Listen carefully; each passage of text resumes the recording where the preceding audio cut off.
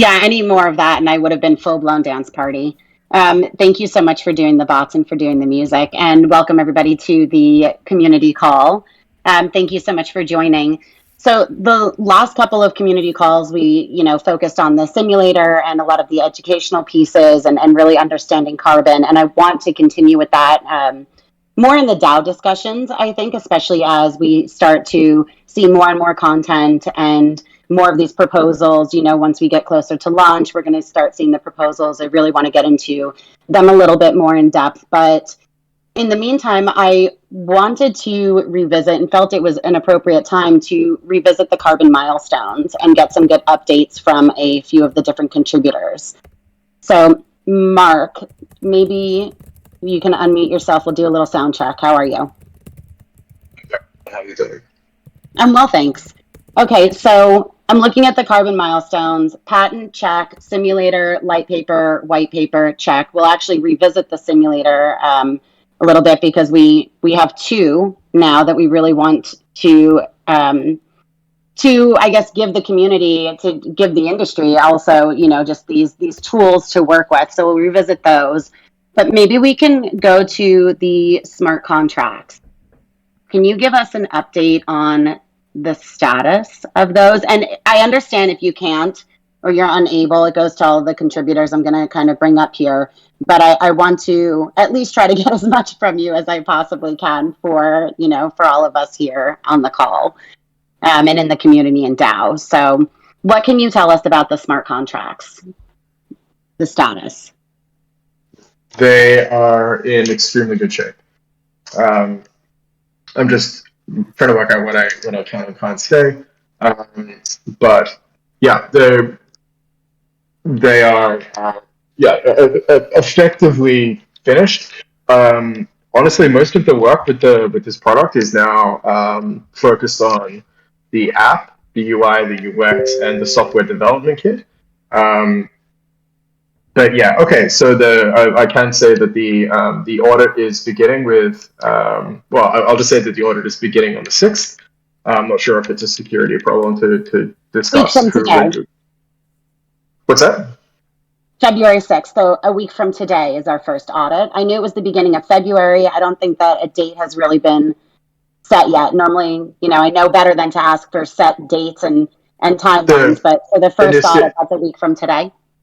Yeah, in this case, the audit is absolutely set. Um, and yeah, like I said, it might be a security problem to tell you who the security firm is that's doing it. So I won't mention them. But I've worked with them before, and I think that they are, in my opinion, the best auditing firm in the world.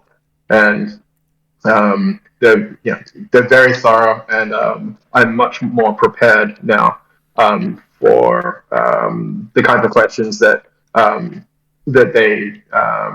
generated during that process than I was when V3 was being audited. And so I think the overall process should be a lot more streamlined this time. And also the contracts are compared to what we've done previously, these contracts are very simple. Um, so I think yeah, so I think yeah, it's going to be a fairly fast auditing process. Awesome. Okay, that's great news. So then we'll just continue to get updates as we hear more throughout that process, I'm assuming. I'll be asking you Yeah, for updates on that. yeah, Okay, that's cool. fine. Yeah, And then I mean, as it progresses, I think we can deliver updates directly into the Telegram and things like that. I don't see any issue with that. perfect. Okay, and then you mentioned the UI UX. That's on our Right? milestones. Where does that stand now? Yeah. So I think there's a polishing machine, right? That's always that is kind of both frustrating and necessary, because the first time that you get the necessary software built that allows a human to interact with the product in an intuitive way, the very next thing you have to do is ask the question, was this pleasant? Um, and so your first instincts can sometimes be the wrong ones. And I'd say in this case, though, we're pretty close to the target straight away.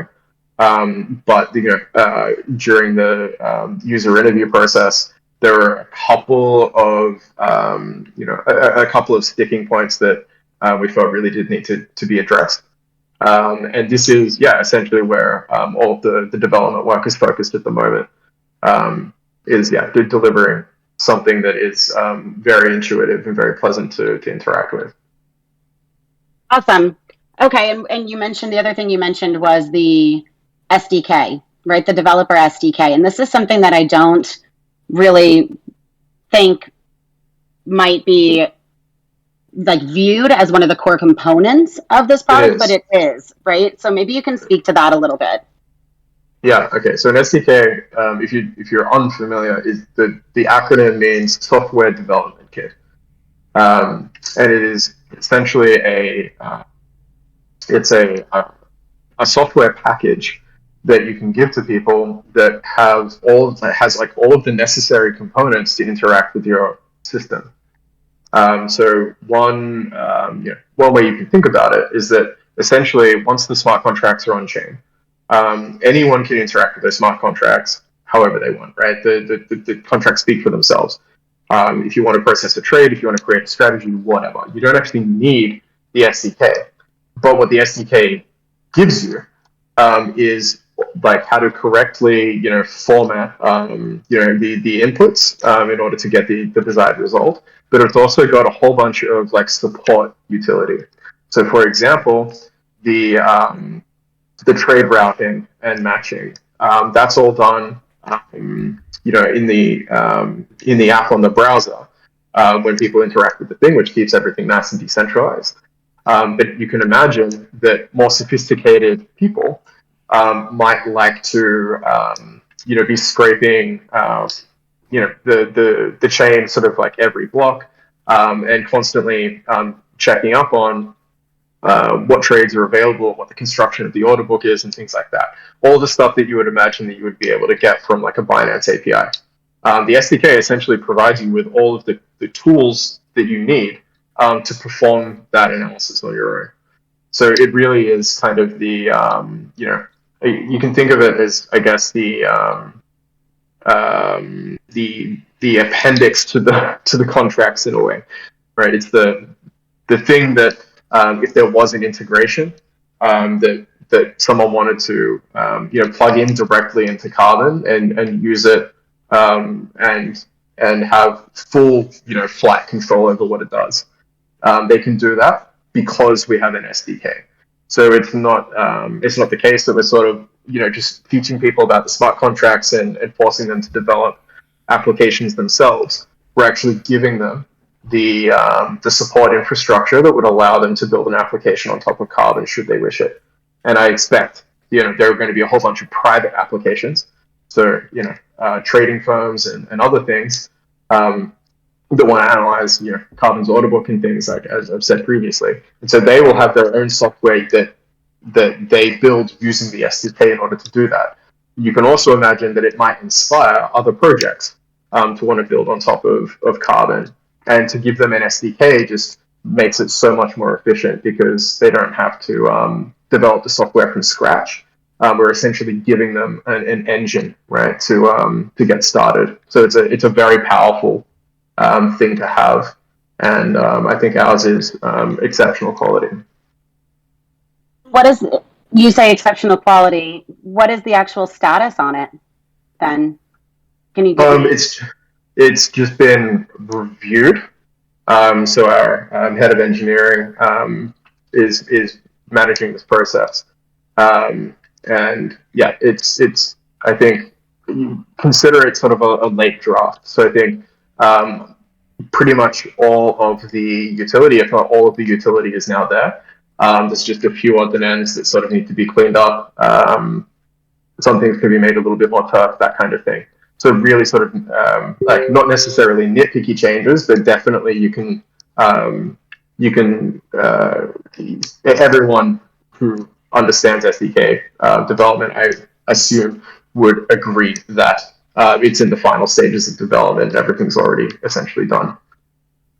Awesome. That's huge news. Okay. Thank you so much. Tiago, I see that you are here and you've been working with a couple of other contributors on the analytics site. I don't know if it's premature to give us a little update. Mark, I'm going to circle back to you, so stick with me. To give us a little bit of an update on that. Like I said, if it's premature, but maybe you wouldn't mind joining me and speaking to it a little bit. Yeah, sure. Yeah, it is a bit premature. Development has begun on the analytics side. I think the V3 dashboard definitely serves its purpose, but there are issues with it, mainly regarding stuff like auto updates. So these are things that we're addressing with the new one, and we expect the new format to be a bit more flexible, meaning we can pursue the things we wanted to do in the past much better. Cool. So maybe, our next community call is in 2 weeks. And thank you. I know, like I said, I kind of put you on the spot a little bit. The next community call we'll have in 2 weeks. So maybe at that point, you'll be able to give us a little bit more of an update and what we might be able to expect to see on the analytics site. And maybe then it won't be so premature. Yeah, hopefully. Okay. Cool. Thank you so much. So we went through the security audits. We already stated that that'll be next Monday, February 6th, or the first one, right? The first audit. The only other thing that we had on here, and obviously there are things that I want to address in addition to the carbon milestones, but it was the DAO vote approval. And I think that there are two different aspects of this.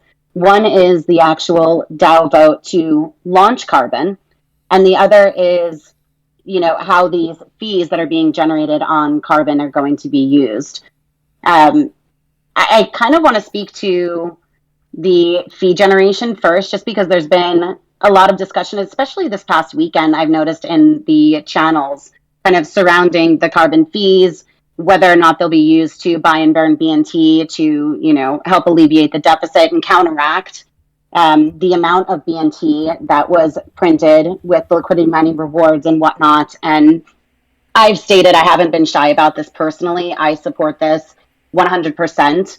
It seems like a good majority of the DAO members do as well. And I just want to encourage those that are really active in this conversation to, it's great to have it in Telegram and to bounce these things back and forth with each other. But, take it to discourse. Like, that's going to be the most beneficial way to discuss this on our official governance forum, and to actually move this towards a proposal and towards snapshot, and then we can kind of like solidify this if it's something that the community and the DAO wants to do. And it seems that they do. So please, if it's something that you feel strongly about and a conversation that you're participating in, just take it to governance and start that discussion there.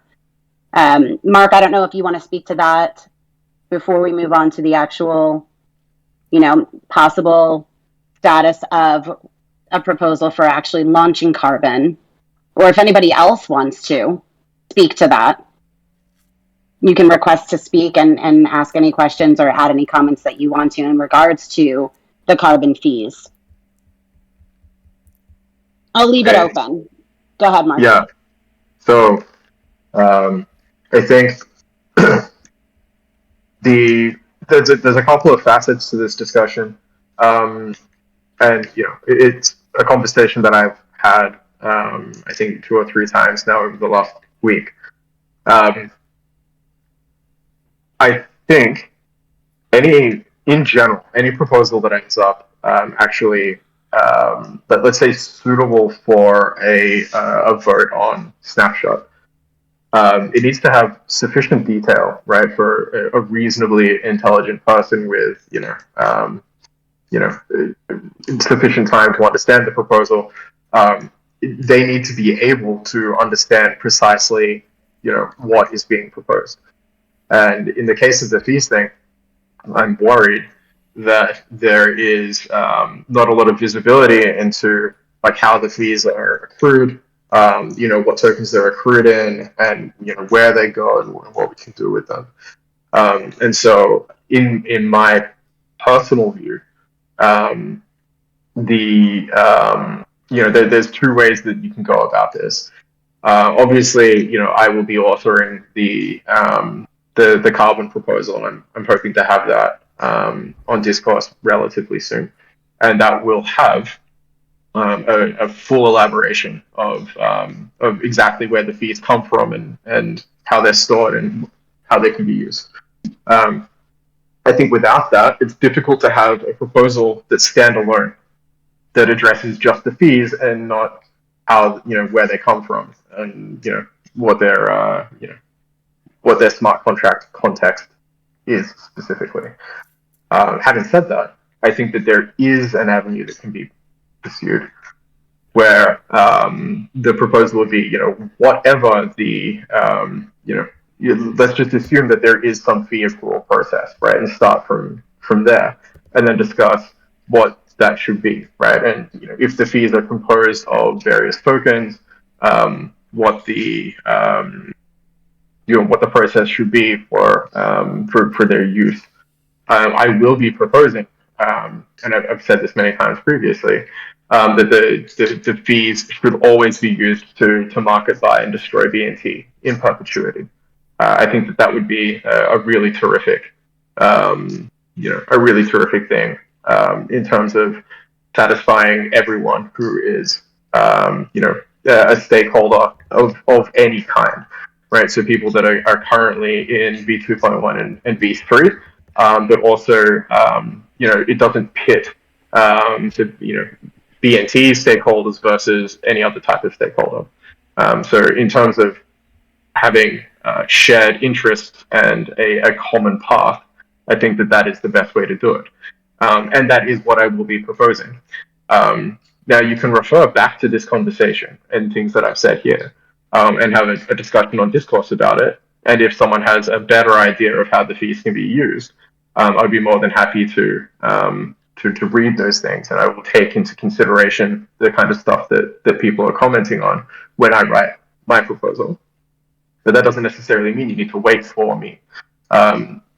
If you have a proposal that says we don't yet know exactly what the details are of the fees and where they come from and how they're stored, but assuming that they are there and that they do accumulate over time and that they do have or are represented by a diversity of tokens, this is the proposal for how they should be used. I think that is also fine. Just be aware that it could be the case that something that is proposed for some technical reason might not necessarily be feasible, and this is what I'm trying to avoid. And I think that we've run into this as a community previously, where there's been even like way back with the when I first joined the community and proposed the Bancor vortex, the original description for it actually had to be abandoned because technically it was just very, very difficult to support that type of behavior, right? Originally there was a burn mechanism that was contingent on the price of BNT, for example, and for whatever reason that just wasn't feasible. And so I think we need to, in order to address that, it meant that there had to be a follow-up proposal and addendum to that. And I think in general, our goal should be to have as few addendums or revisions as possible.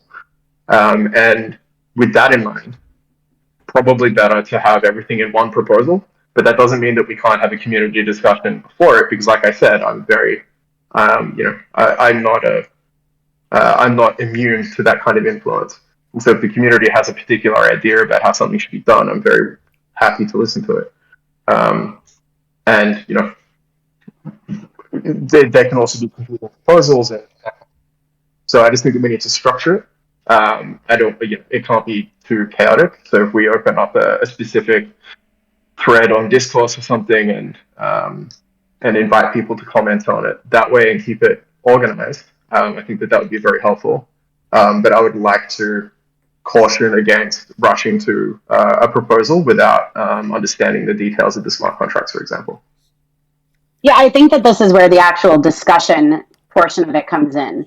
Like more so than just on Telegram and in our social channels. This is where governance comes in and actual discourse and starting this conversation and being able to follow along, because it's little bits here and there in the channels without some of this understanding. And there's also a difference, between how these fees are collected and the more so technical things that you're speaking to versus the way I view it anyway, versus the simple fact of we're generating fees. I mean, Carbon was designed to be a self-sustaining protocol, right? Like a business model sort of core. So the fact that we're generating these fees and the DAO can vote to buy and burn BNT to offset, everything that had been done in the past in terms of printing this BNT, I kind of see them as two different things. It sounds like you might disagree, though. Well, you know what? I guess I should take my own advice and take it to discourse. So, if anybody else, like I said earlier, wants to join in this conversation, like I actually want to open this one up to the community. We can throw it back and forth, and then hopefully, somebody will take it to our governance forum, and we can continue the conversation and really get down to the nitty gritty, like Mark was talking about, and make sure that we all do have an understanding of this. In the meantime, though, Mark, you kind of threw out there, this is something that you're going to be working on, the actual proposal itself to launch. You plan to have that on discourse soon. You had spoken to that. I won't ask you for a timeline, but obviously we're getting a little bit closer considering the audit and the updates that we're getting now, everything moving along nicely. So we should expect to hopefully see that soon. What you're saying. Yeah, I mean, obviously, there's been so much material created already, Right. that I don't think that, there's not going to be anything like super surprising in there. It's just going to be, organizing what we've already created and published, and I guess going into a little bit more of the implementation details, because I think that is critical for governance, from a governance perspective. If so, yeah, I think that it's there's hardly anything to do, right? Almost everything that we require in terms of a full proposal, I think, is kind of already out there, right? The white paper's got a huge amount of information. The white paper's got a huge amount of information. We've got 2 simulators. I've been engaging with the community as often as I can. I think that we've already got a fairly good base understanding. So I think the proposal should be fairly fast. Yeah, I don't want to give a timeline though, because things always come up. But yeah, I won't I'm ask trying to you get. for one. Yeah, like if I could get it on Discord today, I would. Right. Like it's that level of a priority now. Just because I feel like with the audits happening and everything else, it's going to be upon us before we know it. So yeah, it is a huge priority. But I have other obligations and meetings and things coming up all the time. I'm also trying to polish off, the simulator that I presented a couple of times and finally get that out and open source so people can use it. So yeah, I'm managing a couple of different obligations right now, but yeah, getting the proposal written out on discourse is right at the top of that list. Well, and I think this is why I really want to, circle back to discourse so much, is because we are getting to that point now where we're going to want to start having these conversations. We're going to start looking at these proposals again, and to refocus back on that and to be active again, considering is important as a DAO. So, yeah. Speaking of getting closer to that point, Tyler, do you want to jump up here with me and maybe we can speak to the beta a little bit? I want to kind of pick at you and see what I can get from you in terms of, I won't ask you for a date either. I know better than that, but maybe you can just speak to what can we expect from the beta at this point? Yeah, sure. Can you hear me? Yes.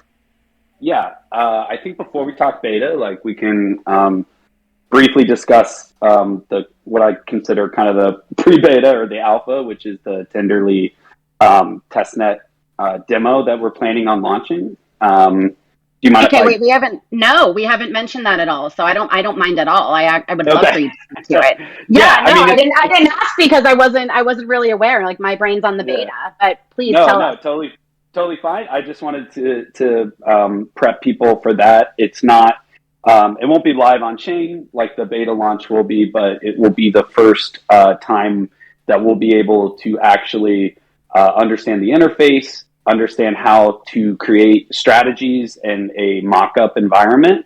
And the whole point is to get people to really understand not just the use cases of Carbon, but the functionality and the way they're going to interact with the protocol, which is pretty crucial. I just don't want people to go to Carbon on day one of beta launch and not understand the flow, not understand what Right. they're supposed to be doing. And I think, the end goal is to really get people in this mindset of automated trading strategies, because like as a trader myself, it is slightly different. Like we've talked about this on a lot of coffee chats on Right. Fridays. Like this is like a true hybrid. You're not exactly a trader. You're not exactly an LP, but you're kind of both. And so I do want to get prospective users and interested entities to get into that mindset as well. So I think the testnet demo is a really great way to do that. And then Is it going to be open to everyone? Yeah. So we'll have some documentation. We should have a how-to video on how to interact with Tenderly. It's a little bit of it's a different setup than Gorley or Rinkeby, and in the sense that I think it's easier to use. But yeah, we'll have some supporting collateral there to help people understand how to interact with it. But it is really, like I said, it's a good way to get people acclimated to the product, and then also get into that kind of mindset of what automated trading strategies even are. Right. So yeah, so once that's out, then we're still going to have our ongoing audit process and all of that other stuff. We'll be using, we would love user feedback from that demo, and we're always looking for user feedback on all of our products. So that's another kind of spoke of the Tenderly wheel that we're trying to accomplish. So once we're happy with that and we're happy with the product, then yeah, we'll announce. I don't know how much time we'll give ourselves to announce the beta launch, but there'll be a crescendo into it, I promise. And then yep, go ahead. No, go ahead. I was just going to say, once the beta is live, that will be on ETH mainnet, obviously, and yeah, we'll have a lot of channels and forums leading up to that will hopefully get everybody in the right mindset of what strategy they want to create or are interested in. There's a lot of different ways to track it, thanks to our research people who created, as Mark mentioned, a few different simulators that I think are immensely helpful to track historic data and performance. Yeah, amazing tools.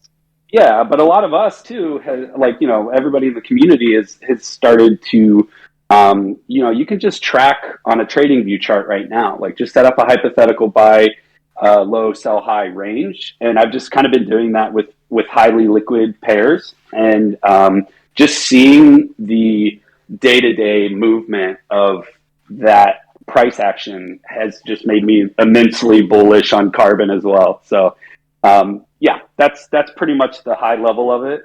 But I don't know if you want any other specific details for beta.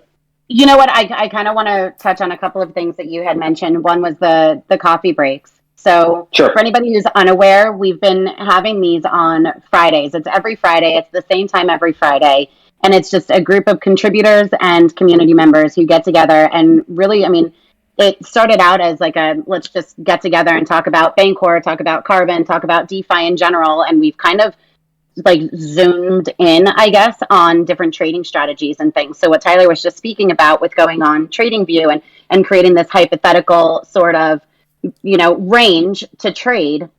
This is something that we've all been kind of playing with and bouncing ideas back and forth. And it's personally really helped me kind of have more of an understanding of how I might want to, between that and the simulators, how I might be creating my different strategies and things. And then to take that one step further, we had mentioned this on the coffee break, create another channel in Discord that's going to be specifically for sharing these charts and really kind of building up our own knowledge as a group on different trading strategies and understanding carbon and using it to, I guess, the best of our own abilities, and learning from each other. So I just wanted to throw that out there. If you haven't joined the coffee break and you're interested in learning about these different strategies that others are looking at implementing, then please keep an eye out on the events. And like I said, it's every Friday. So in terms of the beta,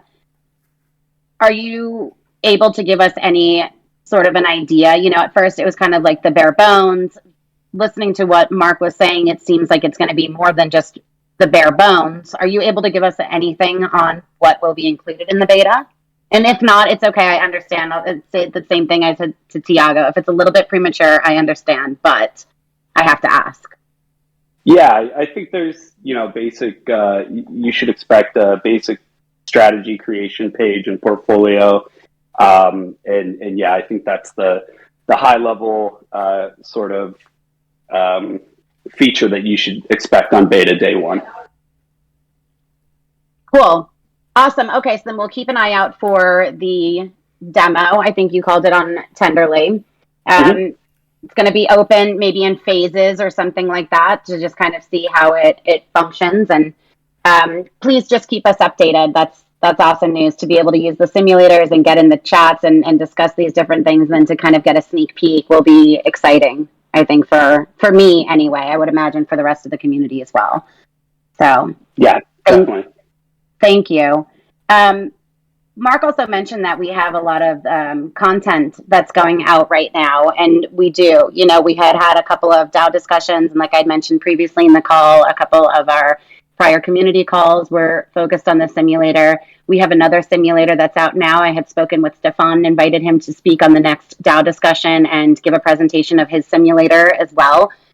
Some find his more intuitive, some find Mark's more intuitive, but the fact that we have two for everybody to use with different approaches and different results is super powerful in my opinion. And so the next DAO discussion next week, we're going to have Stefan, I think it's going to be next week. I have to confirm this with him, but he's going to be sharing his screen and presenting his simulator the same way that Mark has in the past. So I definitely encourage everybody to keep an eye out for that. And Nate, you had released or published a blog last week. You're on the call. Maybe you wouldn't mind speaking to that a little bit. Yeah, sure. So I'm starting to spend more and more of my time using the simulators to produce content that shows how carbon really performs in the wild. Now that we can really backtest these different carbon trading strategies against real historical price data, it's a pretty powerful, I'd say, content tool. So last week's post looked at kind of a hypothetical ETH USD price chart where ETH is range trading between 1,000 and 1,900. And I showed what would be sort of favorable outcome, a case in which ETH round trips back and forth twice, and then based on the ranges showed how it would earn about 120% profit versus simply holding USDC. And, I think it's also important that we show what an unfavorable outcome would look like. And so honed in on a case in which ETH just drops and never returns, and you'd lose about 23% versus simply holding USDC. So this is a really important point, I think, that there are winners and losers in carbon, just like, let's say, a directional trading product like GMX or DYDX, where you have people, making a lot of money off their leverage bets and people losing a lot. There's similar dynamics going on in carbon where you have winners and losers. And, also similar to, say, a GMX, if all the fees are being burned for BNT, then BNT holders will benefit from any trading activity across the board. So I concluded last week's post also doing a sort of quick exploration on how the width of ranges influences your risk and reward profile. So the TLDR there is you can consider sort of thinner ranges to be higher risk, higher reward, whereas the sort of wider ranges are lower risk, lower reward. So read the post for more details on that. My post this week will take a look at a real historical price chart and see how different ranges influences the profits. So keep an eye out for this week's post. And I'd encourage anyone who's interested in playing with our simulator tools to do so, and reach out to me if you're interested on collaborating on any content based around those tools, or have any cool ideas for us to get the word out more. And yeah, that's pretty much it. Awesome, Nate. Thank you so much. And I have to say, I really did appreciate the fact that your last blog was just so real and showing that there are winners and that there are losers. And I think like the greatest thing, well, one of about Carbon is the fact that you have like you're empowered to make these decisions and create these ranges and do these trades on your own behalf versus the protocol doing it for you. You know, but it's so important to show what it is that you did in your blog. So it was just very real. You know, and with the content that's being created now, it's not so much, you know, at first it was really introducing Carbon and understanding different, you know, the core of Carbon. I mean, introducing asymmetric liquidity and adjustable bonding curves and these different things included in the patent were all new. It was all new terms. It was all new things that are being introduced into the space.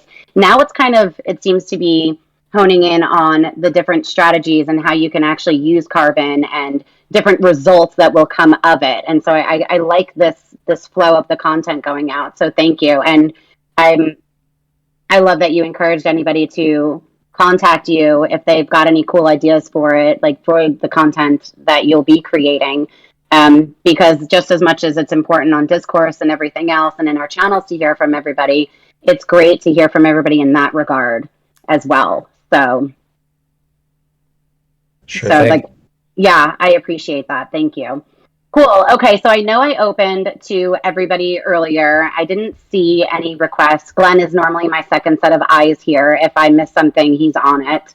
But I just want to give everyone here the opportunity to request to speak. If there's anything that was discussed throughout the call that you want to add to, you want to comment, any questions that you have, like please do so. Yeah, we do have a channel. If you want to ask questions as well, like if you're afraid of, I guess, sucking Stage fright. Yeah, you can always just ask questions there. We can take them from the channel too.